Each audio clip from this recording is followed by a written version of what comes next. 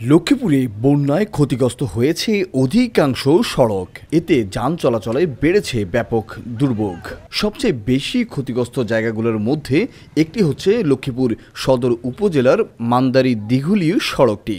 এই সড়কে দেখা দিয়েছে বড় বড় খানাখন্দক, আর এই খানাখন্দকগুলো সংস্কারের উদ্যোগ নিয়ে প্রশংসায় ভাসছে বিএনপির অঙ্গ সংগঠন, ছাত্রদল, যুবদল এবং স্বেচ্ছাসেবক দলের নেতাকর্মীরা। গত রোববার সকাল থেকে দিঘুলি রোডে মান্দারির অংশে কাজ শুরু করে তারা। পর্যায়ক্রমে দিঘুলি বাজার পর্যন্ত এই সংস্কার কাজের কার্যক্রম চালিয়ে যায়।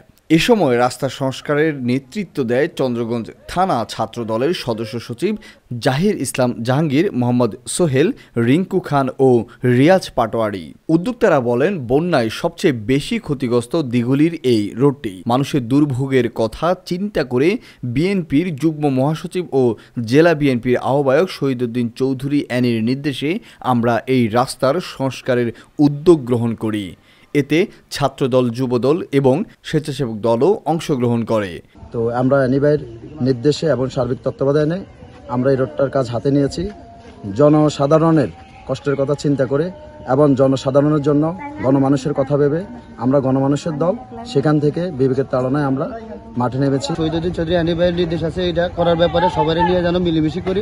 তখন রাত্রে আমি আমার দোকানে বসি, আমার যারা আছে রহিম ভাই ছিল আমার সাথে, আমার রিয়াজ পাটারি ছিল, তারপরে জাহাঙ্গীর ছিল, রিঙ্কু খান ছিল। আমরা সবাই মিলে বসি, কার থেকে কি নেওয়া যায় আমরা সবাই মিলে বসে সিদ্ধান্ত নিই। সিদ্ধান্ত নেওয়ার পরে আমাদের সিদ্ধান্ত হয় আমরা আজকে 10টার মধ্যে কাজ ধরবো। ইনশাল্লাহ আমরা 10টার মধ্যে কাজ ধরতে সক্ষম হয়েছি এবং কি আমাদের কাজটা দিগুলি থেকে মান্দারি পর্যন্ত যতটুকু যেখানে সমস্যা আছে আমরা ইনশাল্লাহ সবগুলো সমাধান করব।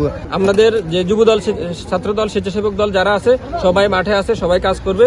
যতদিন লাগবে আমরা এই কাজ করব। আমাদের লক্ষ্মীপুরের মাটি ও মানুষের নেতা জনাব শহীদুদ্দিন চৌধুরী অ্যানিভাই আমাদের সার্বিক তত্ত্বাবধান করতেছে। আজকে সকালে উনি আমাদেরকে ভিডিও কলে কথা বলছে, রাস্তার কাজ দেখেছে, উনি নিজেও আসি এখানে কাজ করবে। সবাই সহযোগিতায় আমরা এই রাস্তা কার্যক্রম চালিয়ে যাওয়ার চেষ্টা করতেছি। ইনশাল্লাহ আশা করি এটা খুব দ্রুত গতিতে শেষ হবে। আমাদেরকে রোডস্থান হাইওয়ে থেকেও কিছু সহযোগিতা দিছে। ফয়সাল মাহমুদের তথ্য ও ভিডিও চিত্রে desk report, Noakhali TV. Lakshmipur ideal Alim Madrasa জাগতিক ও নৈতিক ইসলামী শিক্ষার সমন্বয়ে আপনার সন্তানকে সৎ, যোগ্য, আলেমে দ্বীন ও দেশপ্রেমিক সুনাগরিক হিসেবে গড়ে তোলার অঙ্গীকার নিয়ে লক্ষ্মীপুর আইডিয়াল আলিম মাদ্রাসা আছে আপনার পাশে। এখানে প্লে থেকে আলিম পর্যন্ত সাধারণ বিভাগ, বিজ্ঞান বিভাগ, হিফজুল কোরআন ও গার্লস শাখায় ভর্তি চলছে। এখানে রয়েছে উন্নত যোগাযোগ ব্যবস্থা এবং রুচিশীল ও শিক্ষাবান্ধব পরিবেশ। আবাসিক, অনাবাসিক ডে কেয়ার ব্যবস্থা।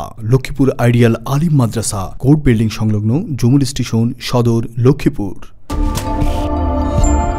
নোয়াখালী টিভি, বৃহত্তর নোয়াখালীর প্রতিচ্ছবি।